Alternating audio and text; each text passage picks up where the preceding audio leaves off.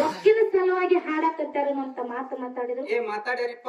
ಇಟ್ಟು ಏನ ಕನಾಳ ಗ್ರಾಮದಾಗೈತಿ ಅರ್ಧ ನಮ್ಮ ರಿಲೇಷನ್ ಅದ. ನಮ್ಮ ಬ್ಯಾಕ್ ಗ್ರೌಂಡ್ ಏನೈತಿ, ನಮ್ಮ ಅವ್ವ ಅಪ್ಪ ಹೆಂಗ್ ಅದಾರ, ನಮ್ಮ ಕಾಕಾಗಳು ಹೆಂಗ್ ಅದಾರ, ನಮ್ಮ ಚಿಗೋಗಳು ಹೆಂಗ್ ಅದಾರ, ನಮ್ದು ಎಷ್ಟ್ ಅಂಗಡಿ ಅದಾವು, ನಮ್ ಹಿಂದ್ ಎಷ್ಟ ಆಸ್ತಿ ಐತಿ, ನಾವ್ ರೊಕ್ಕದ ಸಲುವಾಗಿ ಹಾಡಾಕತ್ತೀನೋ ಏನೋ ಭಕ್ತಿ ಸಲುವಾಗಿ ಹಾಡಾಕತ್ತೀನೋ ಇಲ್ಲಿ ಅರ್ಧಕ್ಕರ್ಧ ಜನರಿಗೆ ಗೊತ್ತಿದ್ದ ಮಾತೈತಿ. ತಿಂಗಳ ಎಷ್ಟು ಪೇಮೆಂಟ್ ಬರ್ತೈತಿ ಅನ್ನೋದು ಗೊತ್ತೈತ್ರಿ ಅವ್ರಿಗೆ.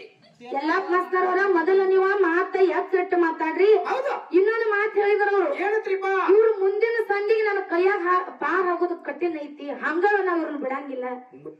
ನೀ ಹೇಳಿದಂಗ ಕೇಳಾಕ ನಾ ಇಲ್ಲಿ ಬಂದಿಲ್ಲ, ನೀ ಏನ ರೊಕ್ಕ ಕೊಟ್ಟು ನಮ್ಮನ್ನ ಕರ್ಸಿಲ್ಲ, ನಾ ಏನ ನಿನ್ನ ಮನೆಗೂ ಬಂದಿಲ್ಲ,